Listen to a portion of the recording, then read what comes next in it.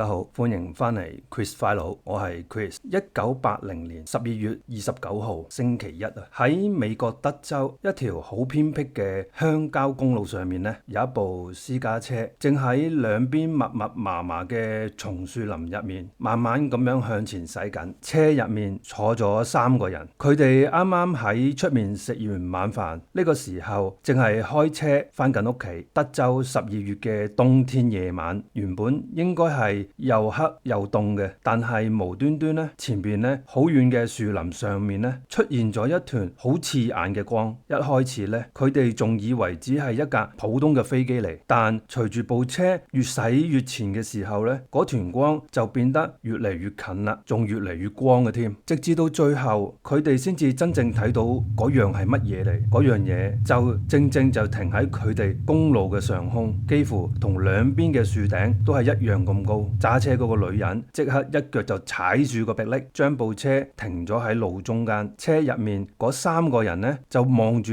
前面嗰個景象呢，就嚇到出唔到聲。擋住佢哋去路嘅根本就唔係乜嘢嘅普通飛機，亦都唔係直升機，而係一個大到好似座幾層高嘅水塔，表面帶住暗啞金屬光澤嘅菱形物體。最得人驚嘅地方呢，就係呢個巨大嘅物體嘅底部，佢喺度斷斷續續咁樣向下噴出一啲好強嘅火焰。每一次有火焰噴出嚟呢，嗰件物體就會向上升高少少噶啦。個火焰一停呢，佢又會慢慢向住公路嘅方向沉翻落去。嗰種強烈嘅光線呢，將附近嘅樹林同埋成條公路照到直情好似朝頭早一樣咁光。除咗火光之外，仲帶埋一股熱到令人頂唔順嘅溫度。坐喺副駕入面嘅女人驚到喺度大叫，佢喺度叫揸車嗰個千祈唔好再向前。坐喺後邊呢，又有一個7歲嘅僆仔，亦都嚇到喺度大喊啦，仲喺度不停叫嫲嫲幫手祈禱啦。開車嗰個女人就叫做 Betty Cash， 面對住前面呢一件完全都唔知乜嘢嘅怪物，佢就咁樣直接推開車門，一個人就咁樣落咗車。佢慢慢行到去車頭附近，岳高個頭望住嗰件停咗喺樹頂附近嘅依然不斷向下噴火嗰個菱形物體。嗰啲光實在太過刺眼啦，嗰個溫度亦都強到令到佢哋幾乎忍受唔到。但 Betty 咧就好似俾眼前嗰個景象成個人都吸引住，佢企喺車外面睇咗一陣間，直至到佢真係頂唔順啦，太熱啦，因為佢轉身準備翻入車嗰一陣，先至發現連車門嗰個手柄都已經熱到辣手啊！佢唯有用自己嗰件皮褸包住隻手，然之後拉開嗰個手柄，重新再坐翻入個車廂入面。而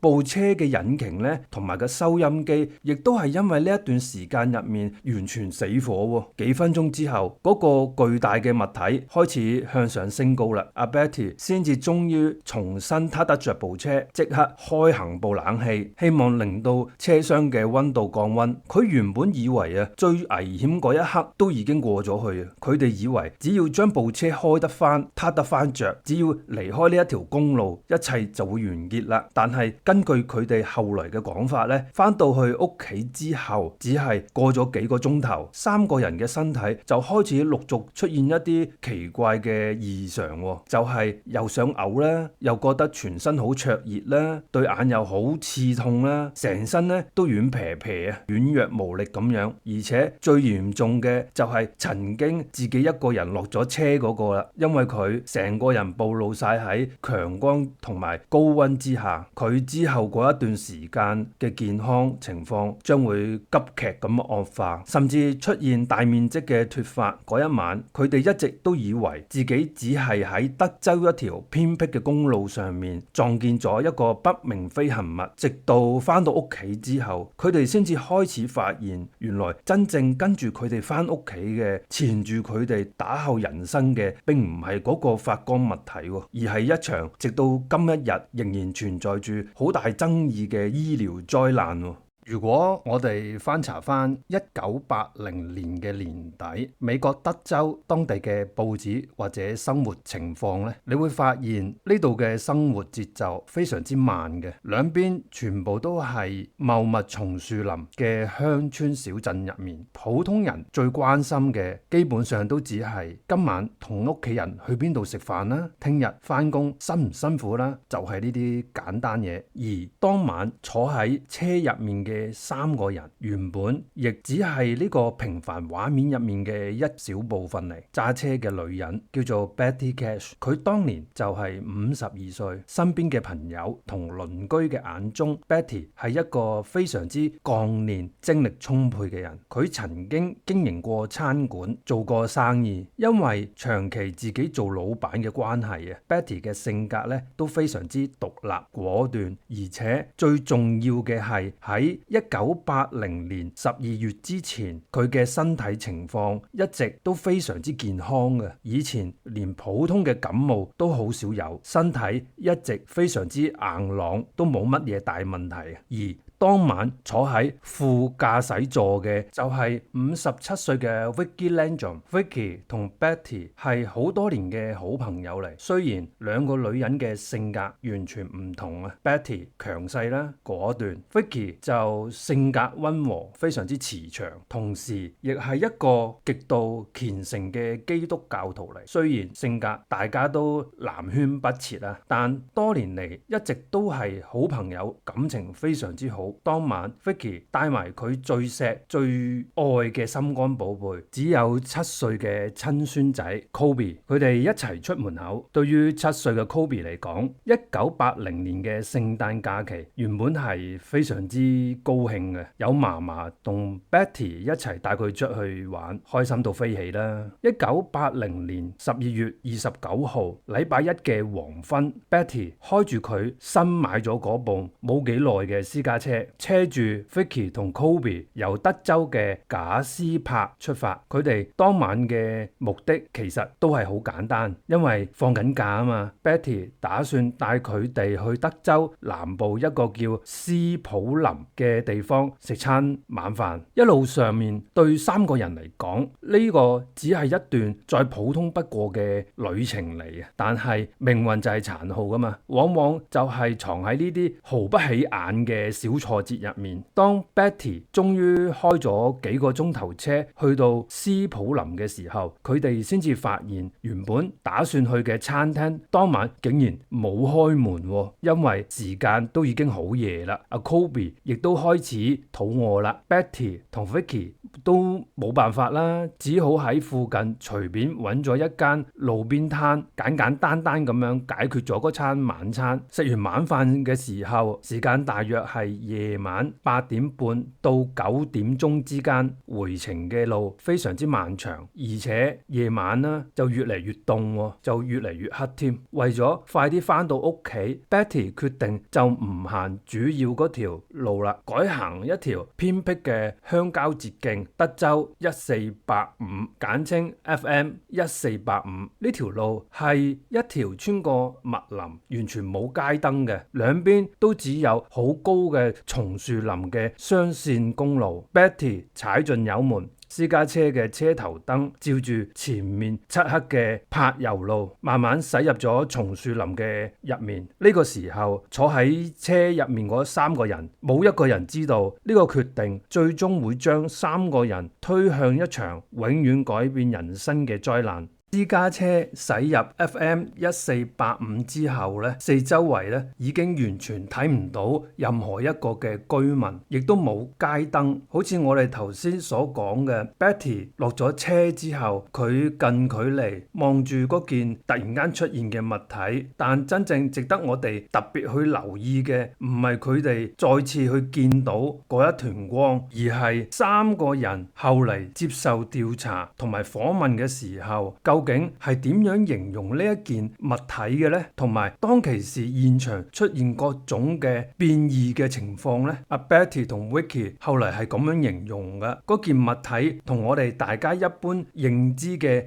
圓碟形啊或者飛碟形嘅形狀呢係完全唔同嘅，佢更加似一粒好大嘅菱形，上下兩端都係收窄嘅，中間係最闊嘅，表面呢都冇乜光澤嘅，睇落去就好似暗啞炭灰色金屬一樣。而根據首席調查員阿 John 啊，佢就根據證詞嘅推算，呢件物件嘅體積係非常之巨大嘅，至少遠超於一般民用嘅飛機。當佢懸浮停喺樹頂嘅附近，擋住喺 FM 1485公路中間嘅時候咧，阿 Betty 同 Vicky 嘅描述，嗰件物體大到幾乎咧係充滿佢哋眼前嘅視野，底部噴出嘅火焰同埋聲音咧，一般人咧嘅流傳嘅版本咧就係話佢只係噴火嘅啫。但係阿 Betty 喺證詞入面啊特別提到，嗰種噴火唔係火箭發射嘅時候持續嘅噴射，而係更加似一種脈衝式嘅噴射，斷斷續續咁樣向下噴射嘅火焰。每次火焰噴出之後咧，阿 Betty 記得物體都會慢慢咁樣向上升翻起嘅。至於兩者之間有冇一啲規律嘅關係呢？目前喺科學上面其實都冇辦法完全證實得到嘅。而跟住呢一個噴火嘅過程呢，阿 Betty 後嚟係咁樣形容嘅，佢聽到一種好沉悶嘅聲音，令到佢個耳膜都感覺到刺痛，同埋有啲耳鳴嘅聲音。到底當晚嘅熱力高到一個點樣嘅程度呢？阿 Betty 當時咧喺車外面停留咗幾分鐘，根據阿 John 後嚟安排對當事人嘅衣物進行檢驗啦，嗰股輻射嘅熱力咧，甚至令 Betty 着住嘅尼龍衣服啊，都出現咗一啲物理上嘅受損痕跡。而當阿 Betty 用皮褸包住隻手拉開個車門翻入去車廂嘅時候咧，阿 Vicky 咧就後嚟回憶翻成個車身喺嗰種強光之下，竟然散發出一種類似塑膠燒焦嘅膠臭味。如果咧阿 Vicky 嘅回憶係啱嘅話，咁至少反映當時嘅車身曾經受到非常之強烈嘅熱力影響啊，先至會有呢一啲嘅塑膠嘅燒焦嘅味道。最得意嘅地方咧，三個人明明望住同一件物體，但每個人記住嘅細節咧都係完全唔同嘅。揸車嘅 Betty 因為一個人喺車頭，佢係唯一一個完整直接望到嗰個物體嘅外貌嘅人嚟，所以佢形容物體嘅外形嘅細節係最多嘅。坐喺副駕嘅 Vicky 咧，因為極度嘅恐慌啊，佢大部分嘅時間都係用身體將7歲嘅孫仔 Kobe 攬到去實一實，所以佢最深刻嘅並唔係外形，而係透過車頭嘅擋風玻璃睇到嗰團不斷喺地面反彈啦，刺眼到令人嘅眼睛都差唔多盲嗰種嘅藍色火光啊。至於7歲嘅 Kobe 咧，喺驚嚇之下咧，佢對嗰種物體嘅外形咧都已經冇辦法提供到一啲精確嘅描述啦。但佢咧又提供咗一個極之關鍵嘅兒童嘅視覺喎。佢話當其時嗰種感覺啊，就感覺到自己嘅皮膚好似俾火燒咁樣，連呼吸都好困難。有研究者認為啊，三個人因為所處嘅位置唔同啦，反而增加咗部分嘅描述嘅可信度。亦都有懷疑論嘅人認為啊，證詞之間喺細節上面仍然係有值得討論同埋質疑嘅地方啊。但係佢哋三個人以為件事咧就咁結束嘅，但係真正令到成件事直到今一日仍然充滿爭議嘅咧，其實唔係眼前呢一件物體，而係下一秒喺夜空中傳嚟嘅另外一把聲。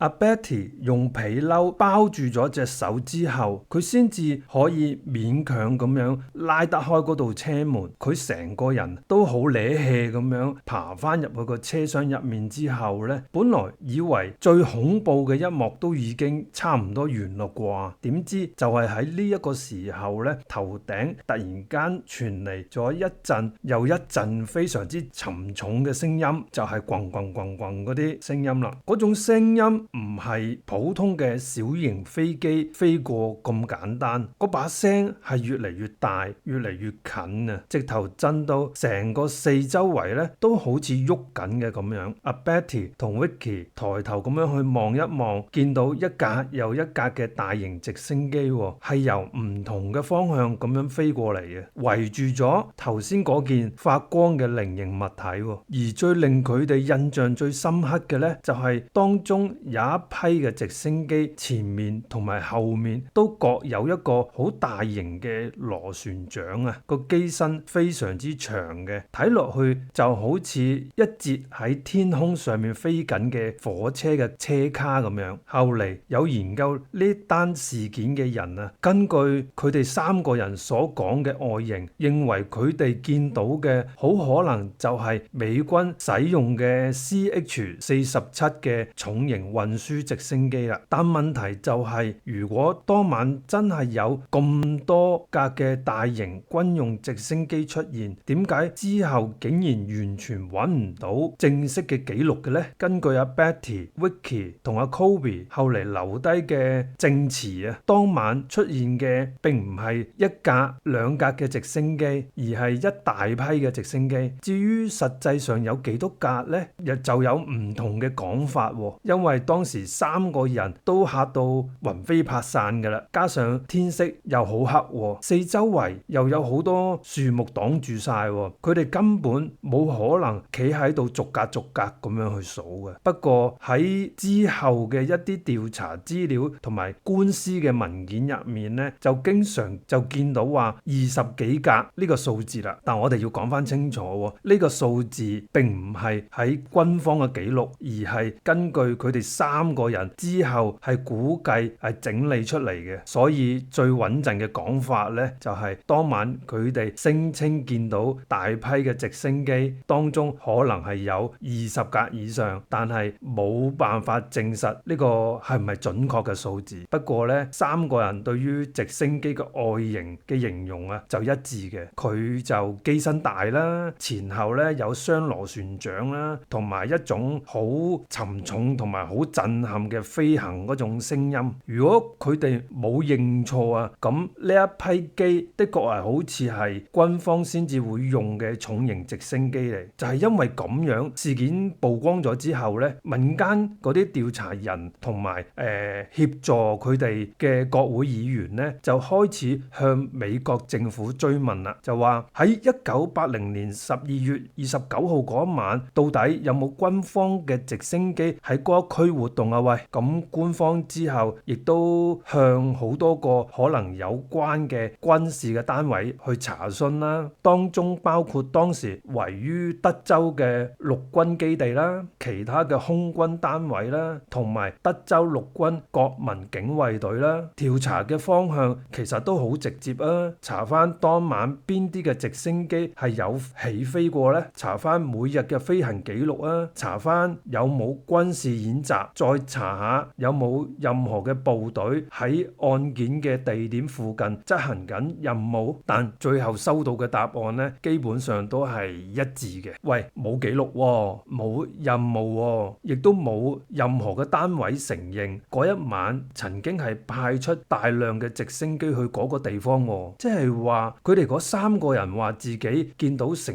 批嘅軍用直升機，但係軍方嘅答案就係我哋揾唔到喎。唔單止軍方話冇記錄啊，連負責管理民航嘅美國聯邦航空總署啊，後嚟亦都表示佢哋調查過相關嘅空域資料，但都冇發現啊，足以可以證明當晚係有異常嘅飛行活動雷達嘅記錄。喂，咁問題就嚟啦，三個人係咪真係睇錯啊？定係官方當年嘅系統本身就未必睇得到啊？呢一點點其實都好重要啊，因為好多人一聽到雷達冇記錄，就會自然理解成為即係天空上面咩都冇啦。但實際嘅情況咧就冇咁簡單嘅，雷達唔係一隻可以睇晒成個天空嘅眼嚟噶嘛。尤其係喺1980年代嘅民航雷達啊，對住貼近地面飛行嘅物體本身咧就有一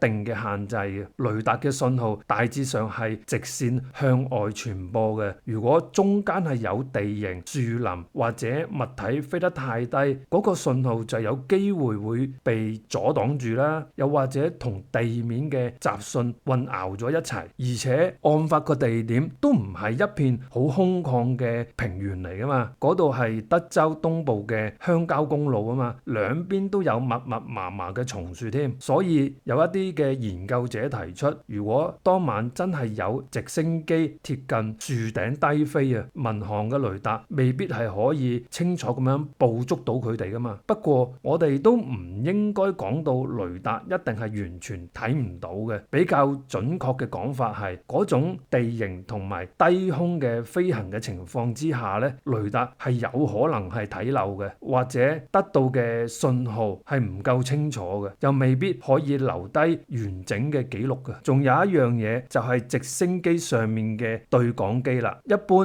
民航機會開住對講機向地面嘅系統報出自己嘅身份同埋位置㗎嘛，但係軍機進行某一啲嘅任務或者訓練嗰陣時候咧，就未必一定會用一般民航嘅方式嚟話顯示自己係邊一個，所以聯邦航空嘅總署話冇發現雷達記錄，最多都只可以證明咧佢哋手頭上係冇揾到相關嘅資料嘅啫。但係呢一句說話都唔足以100%證明當晚個天空真係完全冇任何嘅飛行器嘅喎。調轉嚟睇都係一樣嘅，雷達可能係有盲點，亦都唔代表佢哋嗰3個見到嘅嘢係一定係軍機嚟嘅嘛。呢個只係話俾我哋知，單憑雷達冇記錄，其實都唔代表將成件事係否定㗎嘛。咁樣軍方嘅飛行記錄又點睇呢？如果當晚真係有20架嘅 CH-47直升機一齊出動，呢個規模其實都係非常之大嘅。咁大嘅規模行動，正常嘅情況下咧，應該會涉及機組人員啦、燃料啦、地勤嘅支援啦、飛行嘅安排啦，甚至咁多個單位之間佢哋嘅協調啦。理論上面好難完全唔會留低任何嘅痕跡嘅。但係調查人員之後咧，得到嘅答案咧就係所有被問到嘅單位都話自己冇參與過。呢個答案可以有幾種解釋嘅。第一，3個目擊者可能高估咗直升機嘅數量啦，夜晚嘅視線又睇得唔清楚，加上聲音會喺樹林同埋空氣之間嘅反射，同一批嘅直升機來回嘅移動都有可能令到人哋覺得嗰種數量係比實際嘅多呢。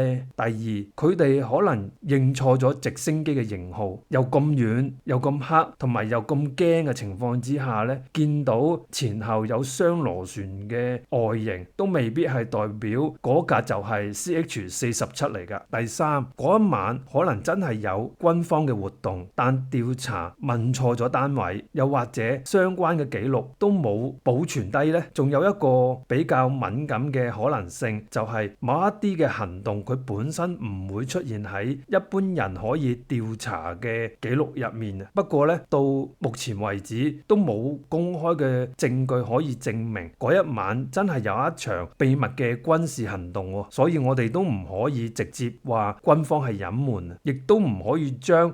查唔到講成一定係有人銷毀咗記錄。我哋唯一可以確定嘅呢，就係佢哋嗰3個嘅證詞同埋官方嘅文件，直到今一日都係對唔上嘅。一邊呢，就係3個人嘅堅持，當晚係見到大批大型嘅直升機圍住嗰件物體；另外一邊呢，就係軍方同埋民航嘅部門都話手頭上冇任何嘅資料可以證明呢一件事係發生過。到底邊一邊先係最接近呢個真相嘅呢？係3個人喺極度恐慌之下將幾架嘅直升機睇成20幾架，定係當晚真係有一支大型嘅機隊出現呢？只不過最後後冇喺公開記錄入面留低任何嘅痕跡呢？如果真係有咁多架前後都有雙螺旋槳嘅直升機，佢哋究竟由邊度係起飛嘅呢？點解冇任何嘅基地承認呢？而佢哋咁大陣仗趕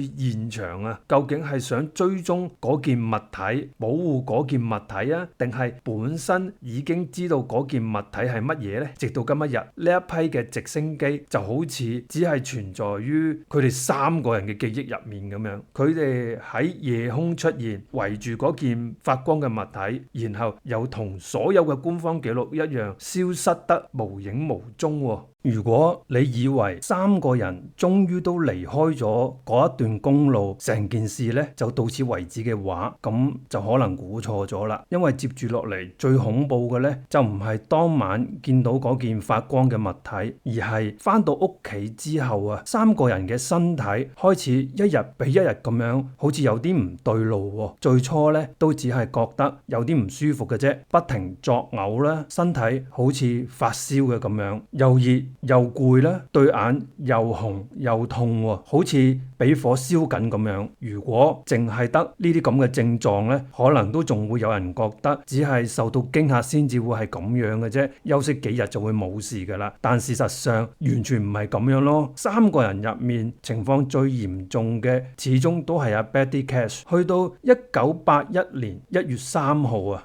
即係案發之後嘅唔夠5日咧，Betty 嘅身體突然之間咧就急速惡化喎，屋企人就發現啦，佢已經食唔落任何嘢啦，仲不停咁樣嘔，成個人咧都虛弱到幾乎落唔到床嘅。更加恐怖嘅就係喺佢身上嘅皮膚開始有大面積嘅發紅啦，之後仲生滿晒一個又一個又大又脹嘅水泡喎。屋企人見到呢一個情況咧，都知道已經唔係普通病嚟噶啦，即刻將佢送去休士頓嘅醫院啦。醫生一見到阿 Betty 咧身上嘅傷勢，第一個反應就係懷疑佢係燒傷嘅病人嚟嘅，所以第一個時間安排佢入住燒傷病房啦，仲接受無菌嘅隔離治療喎。但最奇嘅地方咧就係由佢入院嘅開始之後12日嘅留院期間，Betty 雖然一直病得好重啊，但佢個頭髮咧都仲未開始會甩嘅。最奇怪嘅係，反而佢出咗院之後，去到1月23號，Betty 第一次返到屋企冇幾耐之後咧，佢嘅頭髮就開始成束咁樣去甩喎。佢嗰啲甩髮咧就唔係普通嘅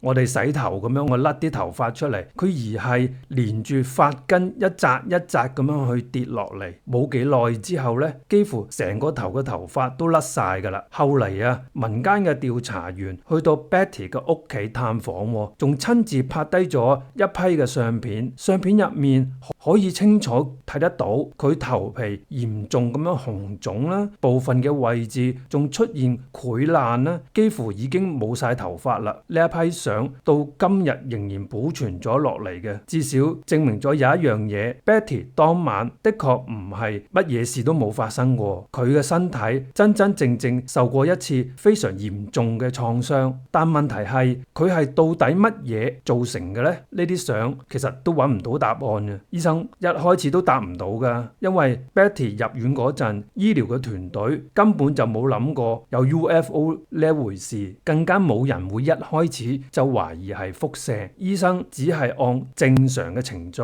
一步一步咁樣去檢查，首先咧睇下會唔會係普通嘅燒傷啊，但越去醫佢咧就越覺得奇怪啦。平時治療燒傷嗰套方法啊，用喺 Betty 嘅身上效果並唔係好理想喎，皮膚繼續惡化啦，細胞受損嘅情況亦都唔似一般嘅燒傷喎。醫療團隊就開始懷疑，如果唔係燒傷，會唔會係急性皮膚病呢？又或者者係嚴重過敏呢？於是醫生安排更多嘅血液化驗同埋免疫系統嘅檢查，但報告一份一份都出晒嚟啦，一個個嘅可能性就咁樣被排除晒啦。唔似普通嘅燒傷，唔似皮膚病，亦都唔似一般嘅過敏，連主治醫生都開始覺得呢個病好唔尋常喎。直至到後嚟啊，主治醫生綜合晒 Betty 嘅傷勢、脫髮嘅情況，同埋佢當晚接受高溫照射過嘅經過，喺提交法庭嘅正式醫療聲明入面提出咗一個重要嘅判斷。佢認為啊 Betty 嘅傷勢好符合輻射造成嘅損傷，同時亦都唔排除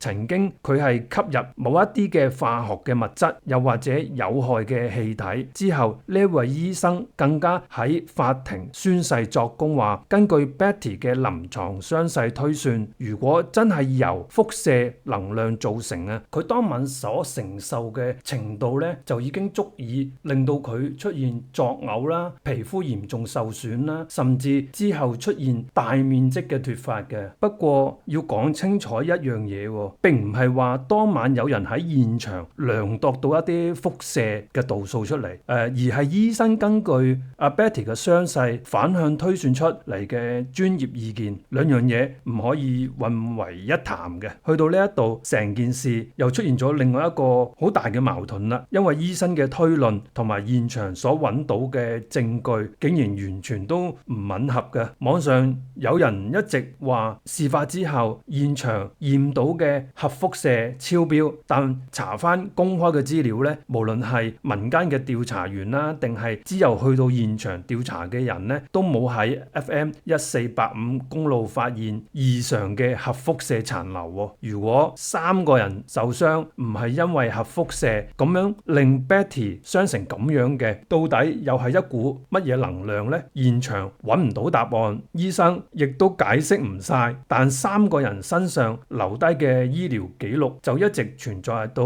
今日。醫學證據同現場嘅證據仍然好似兩塊拼唔埋嘅 puzzle 咁樣。去到呢一步呢， Betty 都已經冇再寄望過會有人主動去揾佢啦。由嗰晚出事到而家，時間都已經過咗好幾個月啦。醫院住過，驗血又驗過，皮膚科又睇過，頭髮一路都仲係咁甩，身體越嚟越差。記者又訪問過啦，研究員又見過啦，由頭到尾啊，始終冇一個政府部門同佢講過一句話，呢單嘢我哋會負責嘅。Betty 越諗就越唔明，如果嗰晚真係軍方做緊嘢，點解冇人去承認呢？如果唔關軍方嘅事，咁20幾架嘅直升機又點解會無啦啦一齊出現呢？最令佢接受唔到嘅就係自己每一日都承受住身體帶嚟嘅痛苦，但所有人都好似只係不停咁樣問問題，冇人真正俾過一個嘅答案佢。去到最後 Betty 同自己講：好，你哋唔查，我就自己查。而佢做嘅第一件事就係揾律師。律師聽完成件事之後咧，都知道呢單官司都唔容易打噶啦，因為法庭同研究 UFO 唔一樣嘅。研究 UFO 可以討論，可以分析，可以提出好多嘅可能性，但法庭唔會理你覺得似唔似，法庭只係會問一樣嘢：你有冇證據先？ Betty 一方面咧，其實唔係想法庭證明有外星人嘅存在，更加唔係想法官判 UFO 真定係假。佢哋要告嘅由頭到尾都係美國政府，理由其實都好公開㗎啦。如果嗰晚令到阿 Betty 受傷嘅飛行器係政府嘅，政府就應該負責啦，就係咁簡單。於是咧，阿律師正式代表阿 Betty 佢哋3個人咧，向聯邦政府提出呢個索償。案件引用嘅法律咧，其實就係話，如果政府部門做錯嘢，令市民受傷，而又符合相關嘅法律條件，市民係可以向政府追討賠償嘅。聽落都好合理啊！但真正難打嘅，依家先至開始。政府收到起訴之後咧，好快就作出咗回應啦。不過佢哋冇花好多嘅時間去討論 UFO， 亦都冇集中否認阿 Betty 嘅傷勢。政府一直捉住一個位嚟打。你話話係我做嘅，咁證據呢，就係呢一句已經足夠令成場官司完全改變晒方向。大家試下代入法官嗰個角度就會明㗎啦。假設有人話自己因為一架神秘嘅飛行器受傷，再跟住話嗰架飛行器係屬於美國政府嘅，法官第一嘅時間一定會問你點證明先？你見到佢就唔等於係政府擁有佢喎，附近有直升機亦都唔代表嗰件發光嘅物體一定係軍方嘅喎。法律係講求嘅唔係估，更加唔係合理嘅懷疑，而係要有足夠嘅證據將成件事一環扣一環咁樣去證明出嚟噶嘛。於是 Betty 就開始四圍咁樣揾資料，希望揾到飛行記錄，希望揾到軍方嘅文件，希望揾到參與任務嘅人，甚至希望有人願意出嚟作證嗰晚真係有神秘軍事行動。但一路咁樣查落去，情況就越嚟越唔樂觀啦。附近幾個軍事基地都表示冇記錄顯示當晚有相關嘅飛行任務，政府亦都表示揾唔到任何嘅資料可以證明有一架符合描述嘅飛行器係屬於美軍嘅，即係話 Betty 明明有傷，但就係冇辦法去證明到底邊個整傷佢嘅。官司打到最後期，雙方其實已經唔係爭論 UFO， 而係爭論另一樣更加現實嘅問題，就係責任啦。政府話你可以相信自己見過乜嘢，亦都可以相信自己受咗傷，但如果證明唔到嗰件飛行器係屬於聯邦政府嘅，我哋法律上面就唔需要負責任嘅。而 Betty 一方就認為，如果唔係軍方嘅，點解當晚會有咁多嘅直升機圍住嗰件發光嘅物體先？好可惜，呢個推論始終都冇辦法變成法律要求嘅直接證據。去到最尾啊，法律正式宣判啦，咁啊當然係政府勝訴啦。唔少嘅報紙當時都用一句說話做標題 ：Betty Cash 敗訴。但如果你只係睇呢一句呢，就好容易誤解嘅，因為法官由頭到尾都冇講過 Betty 講大話，亦都冇話過佢根本係冇受傷，更加冇裁定嗰一晚一定係冇出現過任何嘅神秘飛行物。法院真正講嘅其實都只係一句：原告冇足夠嘅證據去證明令到佢傷勢嘅飛行器係屬於美國政府嘅，呢個先係佢哋敗訴嘅真正原因嚟。對 Betty嚟講，呢個嘅結果當然係好難受啦。打咗幾年嘅官司，花咗咁多嘅時間，亦都付出咗唔少嘅金錢，到最後答案依然都冇出現。但諷刺嘅係呢，就係因為呢一場官司，反而令到大量嘅證詞啊、醫療記錄、法律嘅文件同埋調查嘅資料，全部都保存落嚟。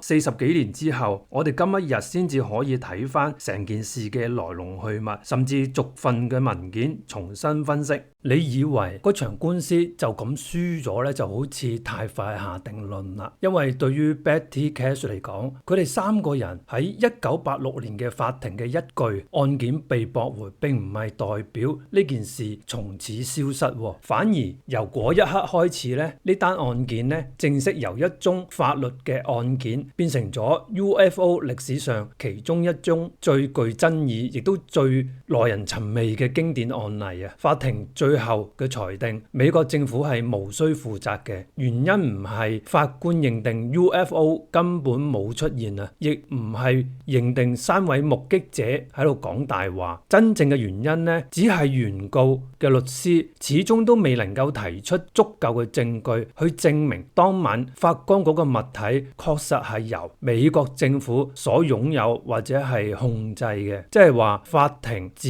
係話證據不足以追究政府嘅責任，而唔係話事件一定係冇發生嘅。呢兩件事其實係完全唔同嘅，就係因為咁樣40幾年嚟，無論係有人撐佢哋啊，抑或係有人係唔撐佢哋嘅，都一直引用呢一宗案件。撐佢哋嘅人就係話，如果3個人係喺度作古仔，點解會有啲咁詳細嘅醫療記錄呢？點解又有咁多嘅醫生去診斷呢？點解會有警方、研究員、政府嘅部門全部都留低一啲正式嘅文件呢？點解仲要花幾年嘅時間同美國政府打一場根本唔會贏嘅官司呢？有一啲唔撐佢哋嘅人呢就反駁啦，咁醫療記錄都係證明咗3個人係真係病嘅啫，但醫療記錄入邊並唔係等於證明一定係有 UFO 造成噶，中間仲有好多一啲唔知道嘅因素呢，直到今日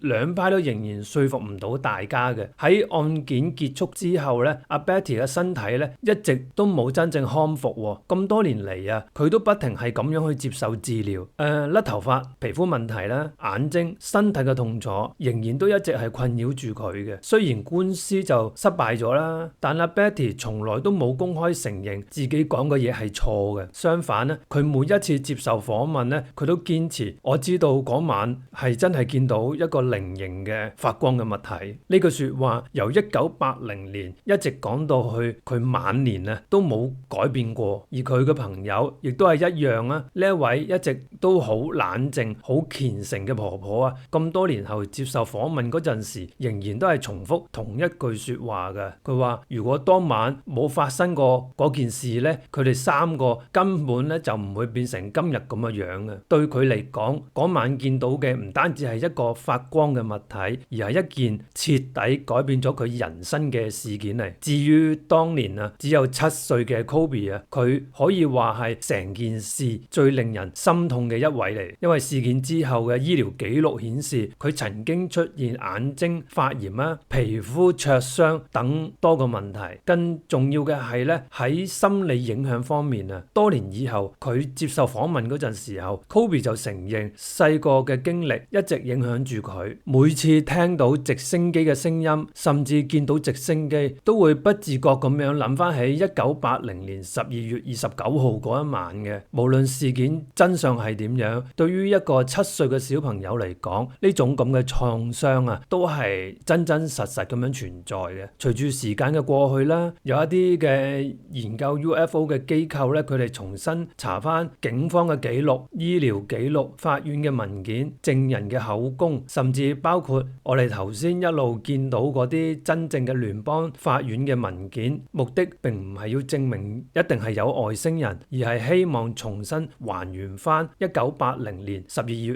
29號其實到底係發生過啲咩呢？直到今日都冇任何一個官方機構公開承認嗰件事係外星飛船，同埋亦都冇任何嘅官方嘅報告可以100% 去解釋點解嗰3位目擊者會同時受傷，點解會有大量直升機目擊嘅報告，點解醫療記錄同事件時間可以咁吻合嘅呢？所以呢一宗嘅案件一直停留喺一個好尷尬嘅位入邊嘅，又冇證明到有 UFO， 但亦不足以完全去推翻話唔係 UFO。如果我哋今日去睇世界各地整理嘅最重要嘅 UFO 案件嘅名單入面咧，大家都會發現呢一單案咧幾乎係一定係榜上有名嘅。原因並唔係因為有人拍到最清楚嘅 UFO 相，亦唔係因為有軍方去承認，而係因為佢哋擁有其他案件都好少見到嘅3樣嘢。第一樣嘢咧就係完整嘅醫療記錄啦，第二樣嘢咧就係長達咁多年嚟嘅聯邦法院訴訟啊，第3樣嘢咧就係好大量嘅保存到今時今日嘅官方文件啦。就係因為呢3點嘢，令到研究者直到今日仍然都可以重新去翻查每一份證據，而唔需要只係靠口耳相傳或者係啲網絡嘅貼文。講到呢一度咧，我哋終於都講晒成件事嘅內容噶啦。咁40年過去，真相到而家都冇一個好清楚嘅解釋嘅。到底嗰3位嘅目擊者遇到嘅係神秘嘅軍事計劃啊，定係一架從來都冇公開過嘅實驗飛行器呢？定係真係一件超出人類未見過嘅未知飛行器呢？我相信今日都冇人可以俾出一個好肯定嘅答案。不過有一點咧就可以證明嘅就係喺1980年12月29號當晚，有3個普通人嘅人生因為一次嘅神秘嘅遭遇咧，佢哋嘅一生咧就咁樣被永久去改變咗。至於真正嘅答案，或者仍然停留喺德州嗰條漆黑嘅公路夜空入邊，等待有一日係俾人哋去揭開。呢個案件就講到呢一度，我哋下集再見，拜拜。